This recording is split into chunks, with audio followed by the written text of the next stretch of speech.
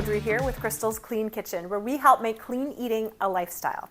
So we have a sweet treat recipe for you today. We're going to be making a Reese's cottage cheese brownie. Doesn't that sound amazing?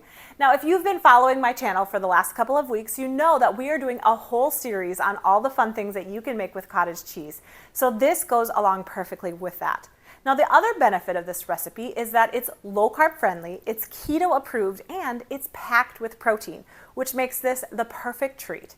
You guys, thank you so much for watching. Before we get into it though, would you do me a huge favor and hit that like button? Only because it's gonna help the algorithm pick this video up a little bit faster. Thank you so much. Here is all the ingredients that you are going to need. We're gonna start with 1 cup of some cottage cheese. Then we need 1 to 2 tablespoons of some baking cocoa. Now this is unsweetened. Then you also need 1 egg, 2 tablespoons of some chocolate chips. Then you need 2 tablespoons of some sweetener. Now you can use any of them that you prefer. If you want to keep this low carb friendly, you could do some erythritol monk fruit mixture. You could do some liquid allulose or the powdered version. You could also do some keto maple syrup. And if you don't care about the carb count necessarily, you could use some regular maple syrup or some honey. Now we're also going to be adding 1 to 2 tablespoons of some peanut butter. You can add half of it inside of the mixture if you prefer, and then drizzle the rest on top, which is probably what we're going to be doing. So we are going to start by mixing everything together into the blender. So there's my 1 cup of some cottage cheese.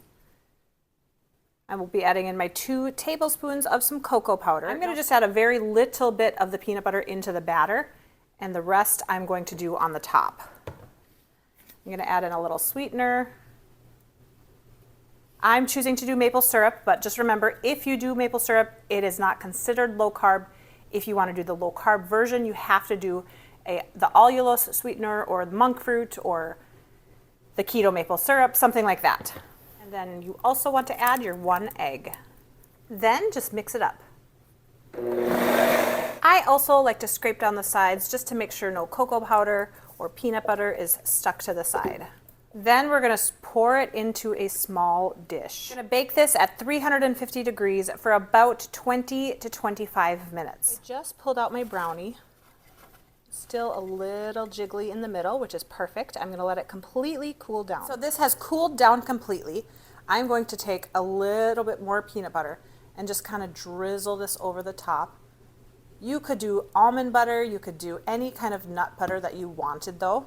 We have our peanut butter drizzled on top. I'm also going to be drizzling a little bit of chocolate on top too, because that sounds amazing. So what I'm going to do, I'm going to take some Lily's chocolate chips. You could also use the kind from Costco if you have a Costco in your area.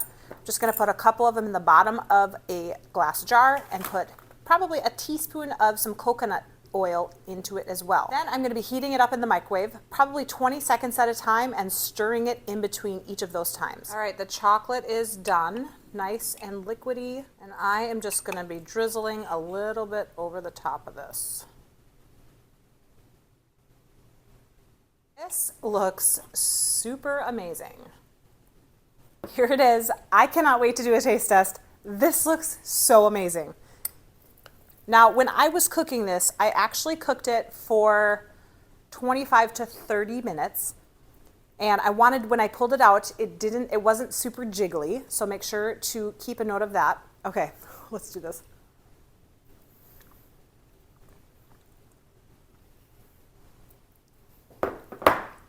Oh my goodness. This is so good. I cannot even. Wow. Oh my word, this is insane. My husband is going to love this. Wow. You have to try this tonight. It did not take that long to make. So good. I mean, it really does taste like Reese's with that peanut butter and chocolate. It's perfect. Thank you so very much for watching. Now don't forget, we are doing the whole series on cottage cheese. Make sure to watch some of those other videos because we have a lot of really fun ones. Thank you for watching. Hit that subscribe button if you haven't already. And of course, stay tuned for some more great recipes. We'll see you next time.